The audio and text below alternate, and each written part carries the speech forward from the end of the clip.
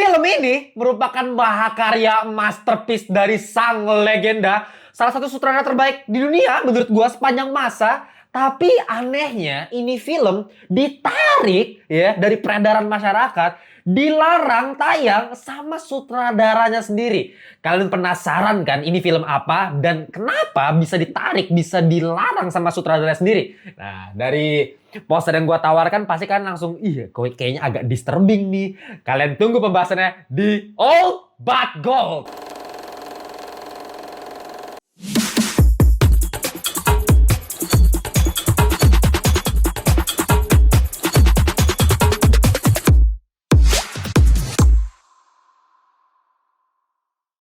Welcome back to Ngelantur Indonesia, Skui nonton, skip belum. Jangan lupa kalian semua ya. Oke, gue udah pernah janji ya pada awal tahun 2024 kalau misalnya Ngelantur di tahun 2024 itu punya segmen baru ya. Selain yang kemarin gue udah bikin di video pertama tahun 2024 di Hot Takes ya, kalian bisa cek itu videonya langsung gede banget karena perdebatan komen melawan sang akun profesional ya. Ya, kalian bisa cek sendiri lah Hot Takes. Cuman ada satu segmen baru lagi yang kalian udah tahu sendiri harusnya kalau kalian udah nonton video sebelumnya, yaitu Old But Gold. Ya, dari namanya Old But Gold. Old, film lama, film jadul, tapi gold, emas gitu ya. Berarti ini film berkualitas, sangat-sangat worth it untuk ditonton. Bahkan pada zaman masa kini yang udah modern gitu konsepnya. Dan gue yakin ya, kenapa nih? Ini gue kasih tahu nih, kenapa gue bikin segmen Old But Gold gitu. Karena menurut gue udah saatnya ya masyarakat Indonesia itu tahu-tahu film-film berkualitas yang zaman dulu ya, dari luar negeri, atau bahkan bisa aja nanti gue bahas film Indonesia yang udah jadul juga, yang Old But Gold. Karena balik lagi nih, masyarakat Indonesia sekarang cuman taunya film yang buat have fun, yang seru-seruan doang ya, MCU atau anime ya. Nah, ada waktunya nih untuk ngebahas film-film berkualitas dari segi teknis, dari segi filosofis, dari segi maknanya apa. Nah, kali ini yang pengen gue bahas adalah film A Clockwork Orange. Dan gue yakin banget karena segmen Old But Gold pasti banyak yang kurang suka ya sama film-film jadul gitu kan. Baik lagi tadi karena anak-anak Gen Z kan sekarang udah pop culture gitu ya. Tapi gue bakal bawakan film ini dengan cara yang lebih anak muda ya, lebih gampang dicerna ya. Jadi kalian tolong dengarkan dengan suara gue yang sangat merdu ini. Anjir, jijik banget ya. Cuman ya kalian dengerin aja. Kita kayak ngobrol santai. Kalau kalian mau sambil makan, sambil minum, ya silahkan ya. Kita bakal obrolin film jadul yang salah satu terbaik ini. Bahkan kalau misalnya kita mau ngomongin salah satu sutradara terbaik sepanjang masa, Stanley Kubrick ya. Masterpiece-nya apa? Kalau orang bilang The Shining, orang bilang 2001 A Space Odyssey. Ya, kalau buat gue sih kayaknya jawabannya sih A Clockwork Orange sih. Ya, mungkin banyak juga sih yang punya pendapat yang lain. Tapi kayaknya mayoritas juga bakal sama kayak gue sih. Karena ini film yang meskipun secara rating, kalian nggak tahu kan ini ratingnya apa? NC-17 bos.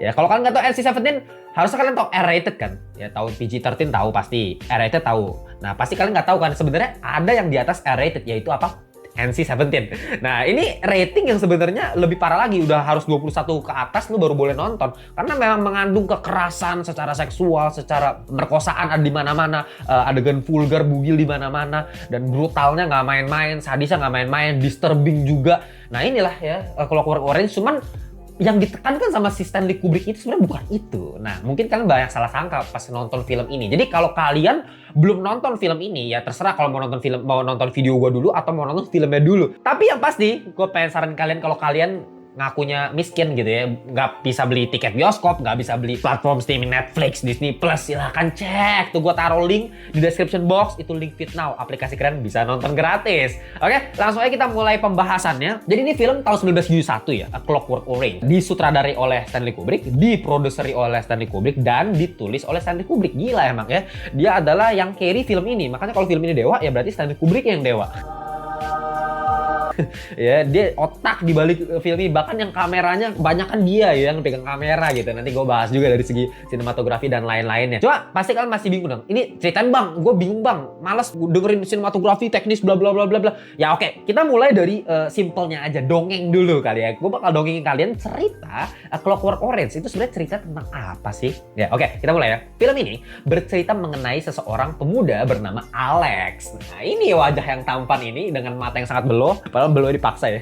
Ya, nah si Alex ini punya geng ya ceritanya ya.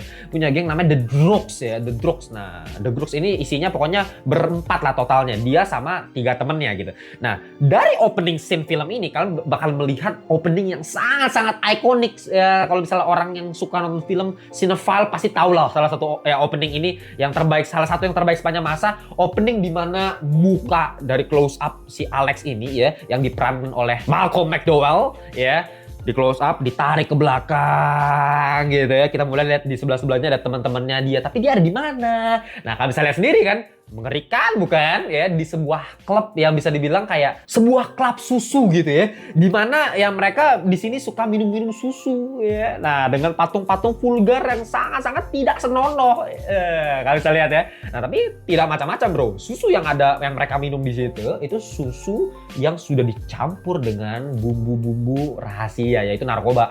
Ya udah simple aja ya. Nah, mereka sambil minum narkoba sambil minum susu gitu ya, makanya mereka emang liar banget. Diceritakan mereka naik mobil ngebut malam-malam.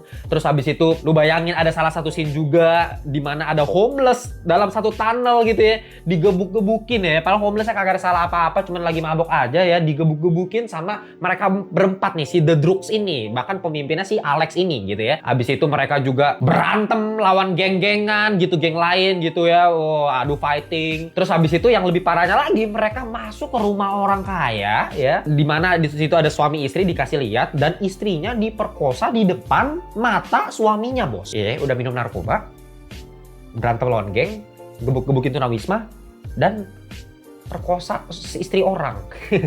Lengkap sudah, Anda akan masuk surga. Ya, Alex nih, Alex The Lars namanya nih.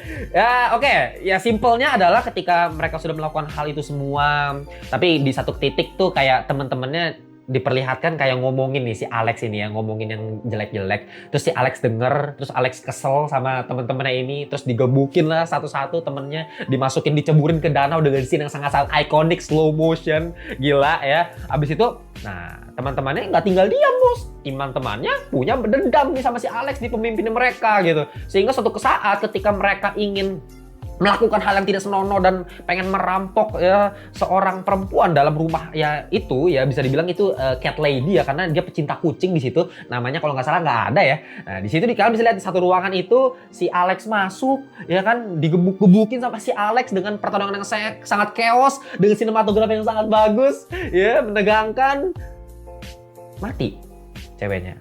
Habis mati apa? Alex keluar rumah hianatin sama temennya bos, karena temennya dendam sama dia, si Alex ini ya.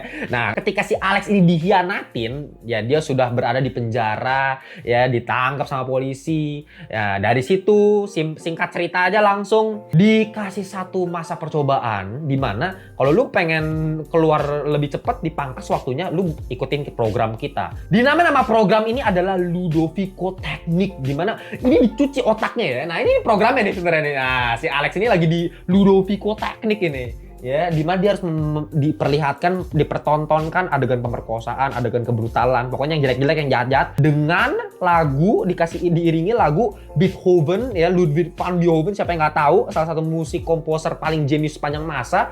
Lagu yaitu Symphony Number 9. Kalau kalian nggak tahu lagunya ini, wow ya, ini lagu favoritnya si Alex. Dan dengan permainan psikologi seperti ini, dimainkan lagu favoritnya dia, tapi tontonannya tidak senonoh gitu. Wah, otaknya mulai kacau, mulai gila, dan akhirnya pokoknya dia sembuh, diceritakan. Jadi dia nggak bisa berbuat kejahatan lagi. Pas dia udah kesel sama orang, dia mau pukul, nggak bisa ketahan gitu. Ya, karena balik lagi ke trauma yang dia rasakan dengan lagu yang dia sukain, tapi tontonannya seperti itu. Jadi dia dipaksa benci sama hal kekerasan tersebut ya, dipaksa benci gitu ya. Keluar dari penjara, malah ketemu sama teman-temannya, malah ketemu sama tunawismanya, ketemu sama orang tuanya, semua karmanya berbalik ke dia. Semua yang dia jahatin semuanya berbalik jahat ke dia, sampai ke orang yang istrinya diperkosa sama dia dan ditangkap sama orang tersebut. Dan ya, kalian bisa tonton sampai akhir ini film. Cuman gue pengen kasih tau begini. Ini film kalau kalian pengen tahu sebenarnya inti ceritanya apa sih mengenai Clockwork Orange. Clockwork Orange ini sebenarnya simpelnya adalah mengenai free will ya. Free will, jadi manusia itu kan punya free will. Apa itu free will bang? Free, kebebasan, will, kemauan. Jadi kita punya kehendak bebas istilahnya. Jadi kalau misalnya kita mau berbuat jahat pun ya itu kehendak bebasnya kita. Gitu. Kita nggak ada yang ngatur gitu. Nah tapi ketika si Alex ini dengan dia Ludovic teknik ini, dia dipaksa secara saintifik gitu, secara psikologis. Di alam bawah sadar dia nggak bisa mukul lagi, dia nggak bisa ketika dites waktu itu kan ada cewek bugil gitu ya, dia udah mau megang tapi enak muntah gitu kan, kayak ya itu karena apa? Karena trauma. Jadi secara saintifik bukan free will-nya dia gitu. Jadi yang pengen dibilangin sama Stanley Kubrick itu adalah manusia itu punya free will yang memang ya tidak terbantahkan, men. Bahkan sampai akhir ending film ini ya, ketika dia udah jatuh dari lantai berapa tuh kan, dia udah gak kuat banget, dia disiksa sama suami yang istrinya diperkosa sama dia gitu kan. Jadi dia dipaksa dengerin lagu Ludwig van Beethoven ya kan, sampai udah kayak udah saking ini stresnya dia jatuh dari lantai berapa, tapi dia sembuh. Maksudnya sembuh dari project yang dipaksa masuk ke otaknya dia ini gitu loh. Karena di endingnya lu bakal melihat dia bilang I was cured, dia telah sembuh. Tapi dalam imajinasi dia, kita bisa melihat dia lagi memperkosa cewek gitu. Jadi istilahnya apa? At the end of the day, ini tidak berfungsi. Secara saintifik, secara psikologi, mau dipaksakan secara apapun itu, psikologi manusia itu ya tidak terbantahkan gitu. Itu free will manusia namanya gitu ya. Nah, tapi apa yang bisa membuat film ini sedemikian jenius, bisa dibilang masterpiece-nya Stanley Kubrick, bisa dibilang sebagai film yang apa ya istilahnya, timeless gitu. Sampai kapanpun, ini tahun 1971 kan, sampai kapanpun, sampai sekarang pun kita bisa menikmati film ini. Ya itu sekarang gue pengen jelasin nih kenapa. Ini alasannya kita mulai. Meskipun balik lagi secara dialog, kita ngomongin secara acting sekarang. Dialog dalam film ini sangat-sangat menurut gue theatrical gitu. Theatrical tuh maksudnya apa bang? Sangat-sangat baku gitu istilahnya. Ada kata-kata si Alex ngomong, let's get things right and sparkling clear. Itu dari nada pronunciation-nya sangat-sangat theatrical. Jadi kalau kalian lagi nonton teater, biasa kan nada-nadanya dibikin lebih dramatis gitu kan. Nah itu kata-katanya memang, kalau misal kalian nanya kenapa sih bang di film A Clockwork Orange tuh kata-katanya seperti itu, penadaan seperti itu. Karena memang lu lihat, ini kan 1971 dan lu harus lihat kultur ya pada tahun 1971 masyarakat di saat itu seperti apa gitu loh. Makanya ya kita nggak bisa lah sama-samain di zaman ini sama di zaman tersebut. Nah kita harus sesuaikan juga. Nah tapi meskipun secara dialog seperti itu, tapi actingnya itu sangat-sangat natural, sehingga kita menurut gua nggak bakal terefek sama dialog-dialog dengan nada yang terlalu dibikin theatrical gitu. Jadi kita masih bisa relate sama obrolan-obrolan di sana. Ya, sarkas-sarkasnya seperti apa, satir-satir seperti apa. Dan yang paling penting kalau mau ngomongin Stanley Kubrick itu adalah sinematografinya dia. Penempatan lighting itu luar biasa menurut gua. Kalau kalian inget yang di tunnel ya, kalian inget kan di adegan di tunnel nih. Adegan tunnel itu kita bisa lihat backlight ya, 4 orang The Droogs ini lagi mencemooh seorang tunawisma dengan backlight sehingga bayangan shadow-nya itu ketarik membentuk sebuah perspektif, dan itu sangat-sangat indah gitu loh. Meskipun suasana mencekam, tapi Stanley Kubrick berhasil membuat sesuatu terobosan baru ya, dengan production di tunnel seperti itu, dengan lighting backlight seperti itu. I could never stand to see anyone like that, whatever his age might be. But more especially when he was real old. Dan kalau kalian perhatikan di sepanjang scene-nya A Clockwork Orange, kalian bisa lihat Stanley Kubrick sering banget menempatkan lampu-lampu yang practical light bentuknya ya, sifatnya practical light. Kalau kalian nggak tahu practical light itu apa sih bang? Practical light itu lampu yang memang sengaja ada di dalam kamera. Jadi kalau misalnya dalam syuting ya, dalam film ya ada tuh jelas-jelas lampunya. Karena kalau misalnya lampu yang biasa kan ya buat pencahayaan, misalnya kayak ini sekarang kalian nggak bisa lihat ini kan. Nah ini gue lagi pakai softbox nih untuk pencahayaan sini, dan ini ada backlight di belakang gue. Nah tapi kalau practical light, literally nanti misalnya gue taruh lampu pajangan di sini. Nah itu practical light namanya. Nah kalau kalian lihat di panjang film A Clockwork Orange, itu kan bisa lihat practical light berbentuk bola-bola lampu, bahkan dari yang awal-awal tuh yang dia lagi di klub susu itu kan ya. Nah itu kalian bisa lihat ada box lampu yang ditaruh dengan bola-bola ya kan. Kalau kalian lihat yang pas si Alex sama The Droogs itu masuk ke rumah orang kaya lagi perkosa cewek, itu kan lampu-lampu bola itu sangat-sangat jelas di situ ya. Sampai yang dia lagi balik ke situ kan, ke rumahnya yang awalnya pemiliknya nggak tahu dia yang perkosa istrinya itu kan, dia lagi mandi nyanyi Singing in the Rain. Abis itu kalian bisa lihat deh belakangnya itu kan ada bola lampu juga, itu namanya practical light. Dan kalau misalnya di penjara juga lampu-lampu yang kuning-kuning itu practical light. Dan itu memang ciri khasnya Stanley Kubrick. Kenapa? Kalau kalian nanya kenapa dia pakai practical light sih Bang? Karena kalau kalian perhatiin dalam behind the scene-nya, Stanley Kubrick itu sering yang pegang kameranya sendiri. Karena kalau kalian nonton film A Clockwork Orange, kameranya itu dinamis, dia nggak statis kayak cuman diem di situ satu tempat doang.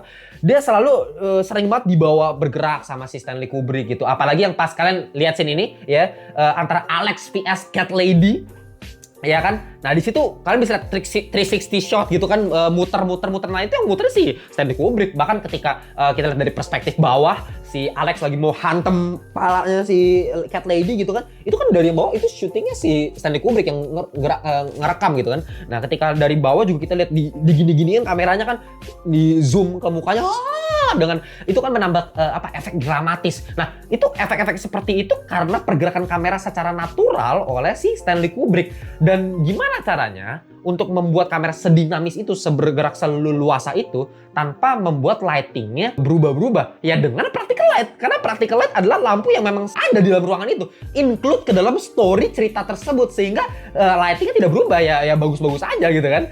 Dan selain dari practical light, dari penggunaan kameranya Stanley Kubrick itu sangat-sangat totalitas dalam membuat sebuah shot gitu. Nah kalau kalian perhatikan di scene Ludovico teknik ini kan mengerikan deh. Kita dapat semengerikan apa si Alex ketika lagi di terapi untuk menghilangkan sifat jahatnya dia. Nah ini kan sampai mata dijepit. Nah kalau kalian tahu sebenarnya behind the scene-nya, si Malcolm McDowell ini sebagai pemeran dari si Alex itu korneanya sampai luka loh. Kornea matanya sampai luka gara-gara scene mata yang dicapit, ditarik kayak gitu.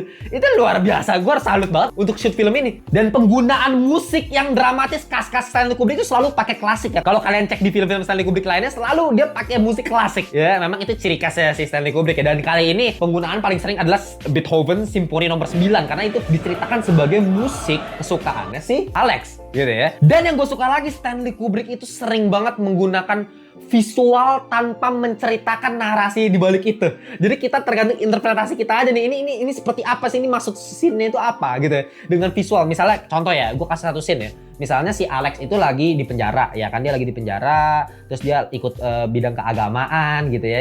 Kalau nggak salah lagi baca Alkitab gitu ya. Lu bayangin lagi baca Alkitab, terus kita dikasih scene, lu bayangin ya. Alkitab ini kita ngomongin konteks Kristen ya. Kita ngomongin konteks agama Kristen nih. Kita lagi baca Alkitab nih ya. Terus habis itu dikasih scene Tuhan Yesus lagi megang salib gitu, mikul salib. Habis itu dicambuk sama siapa? Dicambuk sama Alex. Lu bayangin itu sedark apa, itu sengaco apa otaknya Alex gitu. Nah, si Stanley Kubrick ini mau menggambarkan sejahat apa sih Alex ini, seliar apa sih, free will itu sekacau apa untuk melakukan sebuah kejahatan. Lu bayangin sampai Yesus Kristus dicambuk sama si Alex gitu. Kita lihat gambarnya dia sebagai orang Romawi seperti itu dicambuk. Itu ngeri banget. Dan kalau kalian perhatikan ada salah satu scene juga ketika si Alex ya perlihatkan dengan lagu simfoni Ludwig van nomor 9 ya. Dia dengan gigi taring, dengan berdarah, di situ dikasih lihat manusia yang tertimpa reruntuhan batu, dikasih lihat ledakan. Itu kita bisa lihat itu isi otak dari si Alex yang memang otaknya udah bermasalah banget gitu. Makanya dilakukan terapi seperti ini. Dan akibatnya apa? Tetap aja karma mengikuti si Alex itu sampai di akhir. Kalian bisa tahu sendiri, orang tuanya pas dia balik ke orang tuanya udah punya anak baru, ya kan? Terus habis itu dia ketemu, nggak sengaja ketemu sama tunawisma yang udah dia gebukin waktu itu, yang di awal-awal scene, ya kan? Habis itu dia diajak tunawisma yang ngajak orang-orang lain, itu homeless lain, digebuk-gebukin si Alex kan. Digebuk-gebukin sama orang-orang itu, datang polisi, dikirain aman. Polisinya ternyata temennya dia. Gila ya, 2 orang temennya dia. Habis itu dibawa ke satu tempat hutan gitu kan, dicelupin mukanya ke dalam air karena temannya masih kesel, masih menyimpan dendam terhadap Alex. Ya semua karma itu terus menimpa dia sampai ke ending scene gitu ya. Ya sampai puncaknya ya dia ketemu sama suami yang tadi gue bilang tuh. Sampai suaminya disiksa, diikat dia kan, habis sampai dipaksa dengerin lagu Ludwig van Beethoven nomor 9, simfoni nomor 9. Sampai dia kayak sampai dia jatuh dari lantai atas. Baru di rumah sakit ketemu sama pemerintah. Nah ini dah ya, dikira udah sembuh, ternyata ya sebenarnya sembuh dari terapinya. Sembuh dari terapi, jadi otaknya kembali seperti normal lagi. Dia memvisualisasikan lagi pikiran-pikiran kotornya dia yang dulu. Ya, jadi sebenarnya gue ceritain dari tadi panjang lebar, mungkin kalian masih bingung gitu. Bang, kenapa sih bisa film-film kayak beginian doang menjadi film yang sangat-sangat di-adore sama masyarakat, dianggap sama Cinefile sebagai salah satu film terbaik sepanjang masa? Buat gue tuh film terbaik sepanjang masa itu adalah film yang punya legacy untuk kedepannya gitu. Bahkan sampai anak-anak generasi kedepannya itu masih bisa menonton film ini dengan luar biasa, penuh interpretasi akan seni. Timeless lah istilahnya filmnya. Banyak lah film Stanley Kubrick tuh banyak yang timeless, makanya ya dia dikategorikan sebagai salah satu sutradara terbaik sepanjang masa. Kalau misalnya kita lihat film-filmnya itu ya selalu dikasih dengan open ending ya. Kayak misalnya gue kasih contoh 2001 A Space Odyssey. Kan bisa lihat di ending scene-nya dengan ada bayi. Lu bayangin kan ya, yang si astronot itu kan tiba-tiba udah berubah jadi bayi dan bayi itu mengarah ke bumi, dan itu kan itu adalah ending yang sebenarnya punya banyak makna yang kalian terserah sendiri mau interpretasi kalian seperti apa. Dikasih open ending sama Stanley Kubrick. Atau misalnya film The Shining deh misalnya. The Shining lu lihat terakhir si Jack Nicholson ya, aktornya itu si Jack Torrance, tiba-tiba muncul mukanya ada di dalam sebuah foto yang diambil berpuluh-puluh tahun sebelumnya. Itu kan gila ya. Maksudnya apa? Ada yang bilang dia jiwanya terperangkap ke dalam foto tersebut. Ada yang bilang itu hanya interpretasi. Ada yang bilang ini reinkarnasi. Ada yang apa? Itu terserah kalian. Dan itu masih diperbincangkan sampai zaman sekarang. Masih menjadi komunikasi publik gitu. Cuman sekedar film. Tuh bayangin film 1971 masih diperbincangkan di era 2000-an sekarang. Itu butuh film yang sekuat itu, sedewa itu, gitu loh. Ngerti gak sih? Makanya Stanley Kubrick itu menurut gue gila dengan makna yang sebenarnya bukan kekerasan tujuan utama dia. Orang-orang memang banyak yang salah sangka ya, karena memang orang-orang kan berpikiran cetek gitu. Misalnya kayak 1971 kan. Film ini kan tadi di awal gue udah bilang Stanley Kubrick tarik dari peredaran orang di Inggris gitu ya. Karena apa? Karena memang ada ditemukan beberapa kasus. Kayak misalnya ada orang umur 16 kalau nggak salah, dia perkosa cewek gitu. Dia gebuk-gebukin orang dengan kostum Alex sambil nyanyi-nyanyi Singing in the rain, just singing in the rain. Psycho gitu loh. Lu bayangin, lu perkosa orang sambil nyanyi kayak gitu. Ya ini si Alex kan lu bisa lihat ketika dia perkosa dengan dia sambil nyanyi seperti itu. Itu kan lagu yang sangat-sangat indah ya. Lagu yang sangat-sangat happy ketika dinyanyikan saat hujan, tapi dirubah narasinya lagu yang dinyanyikan ketika memperkosa orang. Itu psikopat men, itu gila sih. Dan itu culture yang memang orang-orang tolol yang menerima hal itu seperti hal-hal yang maklum, yang lumrah, sehingga mereka melakukan itu dengan menonton film A Clockwork Orange ini. Makanya si Stanley Kubrick tarik film ini, dan kalau nggak salah baru bisa diedarkan lagi, baru dibuka lagi film ini di tahun 2000-an ya, di 2000 ya. Itu karena Stanley Kubrick itu udah meninggal. Stanley Kubrick itu kan meninggal 1999 ya, dan dinikmati oleh masyarakat ya setelah si Stanley Kubrick ini meninggal. Sayangnya seperti itu ya. Mungkin Stanley Kubrick nggak tahu semasterpiece apa sebenarnya karya dia yang satu ini gitu, dibandingkan menurut gue sama karya-karya lainnya. Bahkan gila ini Stanley Kubrick. Ya, kalian boleh punya interpretasi yang berbeda mengenai ending dari film ini. Apakah si Alex ini tobat atau seperti apa? Tapi menurut gue harusnya kalau di Clockwork Orange harusnya udah jelas gitu narasinya seperti apa. Dan kalian bisa perbincangkan lagi secara sinematografis, secara penggunaan angle kamera, ya secara lightingnya dia bagaimana, secara dialog actingnya itu bagaimana. Lu bayangkan kayak adegan nih ketika si Alex itu gebuk-gebukin temannya di danau yang dia ngepisok temannya itu. Coba lu cepetin dengan shutter speed yang normal gitu. Lu bakal mendapatkan kesan yang jauh lebih berbeda. Lu nggak bakal dapat sedramatis itu dengan slow motion yang ditambahkan Stanley Kubrick. Ya itulah jeniusnya Stanley Kubrick. Dia selalu bisa memanfaatkan setiap angle, setiap penggunaan kamera, setiap bahkan editingnya. Pasti gue yakin semuanya itu di bawah kontrolnya dia. Ya, makanya filmnya itu bisa menjadi satu kesatuan dengan satu makna yang dalam mengenai free will manusia yang tidak bisa ya ditahan oleh sains, oleh psikologis seperti apapun. At the end of the day, manusia adalah manusia yang memang berdosa, yang memang jatuh, yang memang punya sifat, punya naluri kejahatan gitu. Itu man, kita tepuk tangan dulu untuk Stanley Kubrick. Ya itulah ya untuk pembahasan Old But Gold kali ini. Mungkin gua nggak tahu kalian suka nggak sama segmen Old But Gold ini. Kalau misalnya view-nya dikit ya mungkin kita alihkan aja ke segmen yang lain lagi. Cuman gua harap sih sebenarnya kalian suka, karena ya penting ya kita pelajari film-film zaman dulu lagi, yang klasik lagi, yang masterpiece lagi. Coba kalian tulis di kolom komentar kalau kalian yang suka. Dan kalian juga gue minta tulis abis ini mau Old But Gold nih mau bahas filman lagi nih. Ya kalau gue sih kayaknya pengen kita beralih ke Akira Kurosawa kali ya. Film kayak Samurai 7 itu menurut gue wajib banget untuk di-review ulang gitu. Apalagi untuk Gen Z sekarang yang nggak bakal pernah nonton film-film kayak gitu. Yang sebenarnya ini adalah parameter utama nih sebenarnya untuk film-film zaman sekarang yang kalian nonton gitu. Lu bayangin Avengers 1 nggak bakal ada kalau nggak ada Samurai 7, yakin gue. Ya, nah itu tapi masalah nanti untuk konten ke depannya untuk Old But Gold, jadi kalian tulis aja film-film apa lagi sih yang pengen kalian gue bahas. Ya kalau bisa sih ya di bawah 19 berapa ya? Di bawah 1990 kali ya baru dibilang jadul kali ya. Kalau di atas 1990 masih tergolong ya masih kalian masih tonton lah harusnya gitu ya. Oke, gitu aja. Jangan lupa kalau kalian pengen follow kita di Instagram, di TikTok silahkan cek juga. Dan kalau kalian pengen beli official merchandise dari Ngelantur nih, ya ini adalah baju yang gue gambar pakai tangan. Ini adalah Spider Fisher, ya ini sketsanya dari gue sendiri, otak dari gue sendiri, ide dari gue sendiri, ya dari bahan juga sangat-sangat long lasting beberapa tahun juga karena sebelumnya manual plastisol jadi sangat berkualitas. Oke, kalau kalian pengen join kita di grup WhatsApp Ngelantur Corps silahkan cek tuh ya, itu link grup WhatsApp, kita bisa ngobrol seputar perfilman sama TV series sama 600 Ngelantur Corps lainnya, ya banyak ya. Oke, gitu aja, kita jumpa di segmen. Semoga Old But Gold masih berjaya ya. Bye bye semuanya.